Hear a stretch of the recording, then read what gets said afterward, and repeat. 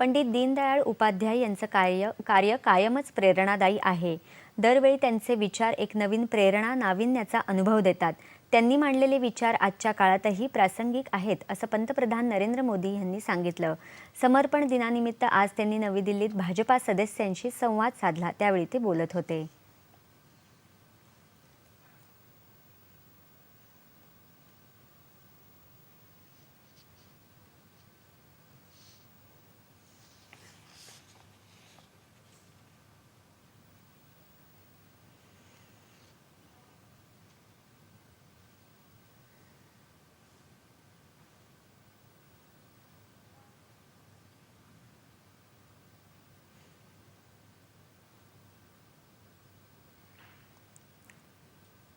एकात्म मानव दर्शन का उनका विचार मानव मात्र के लिए था। इसलिए जहां भी मानवता की सेवा का प्रश्न होगा, मानवता के कल्याण की बात होगी, दीनदयाल जी का एकात्म मानव दर्शन प्रासंगिक रहेगा ही रहेगा। एकात्म मानव दर्शन में विशेष रूप से इन 3 शब्दों में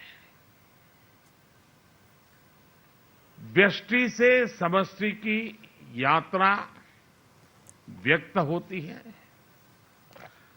स्वार्थ से परमार्थ की यात्रा का मार्ग स्पष्ट होता है और मैं नहीं तू ही का संकल्प भी सिद्ध होता है।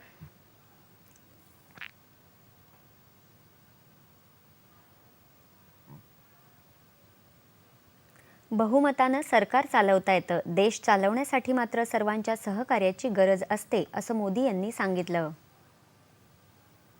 नेशन फर्स्ट की बात करती है, ये हमारी विचारधारा है कि हमें राजनीति का पाठ राष्ट्र नीति की भाषा में पढ़ाया जाता है। हमारी राजनीति में भी राष्ट्र नीति सर्वोपरि है। हमें राजनीति और राष्ट्र नीति में से एक स्वीकार करना होगा, तो हमें संस्कार मिले हैं राष्ट्र नीति को स्वीकार करना, राजनीति को नंबर 2 पे रखना। आत्मनिर्भर भारतासाठी पंडितजींच्या नावानं देशभरात सुरू केलेल्या विविध योजना समाजातील सर्व स्तरावर उपयुक्त ठरत आहेत, असं पंतप्रधान म्हणाले। निर्भरता के रास्ते पर आगे बढ़ रहा है। कोरोना काल में देश ने अंत्योदय की भावना को सामने रखा और अंतिम पायदान पर खड़े हर गरीब की चिंता की।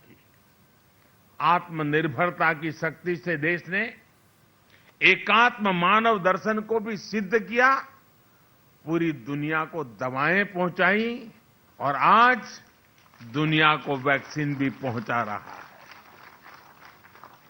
साथियों, देश की एकता अखंडता के लिए भी आत्मनिर्भरता की जरूरत पर दीनदयाल जी ने विशेष जोर दिया था। आज आत्मनिर्भर भारत अभियान देश के गांव, गरीब, किसान, मजदूर और मध्यम वर्ग के भविष्य का निर्माण का एक माध्यम बन रहा है।